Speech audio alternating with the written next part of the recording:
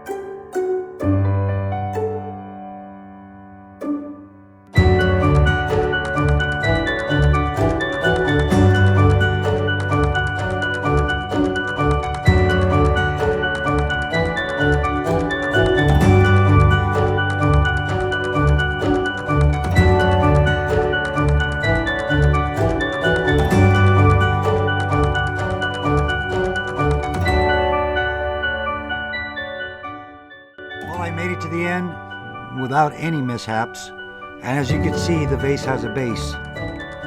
This piece of cherry wood, even though it's a hard wood, was really nice to turn. I had no problems. I hope you folks enjoyed the video, and if you made it this far, I totally appreciate the support, and as always, thanks for watching.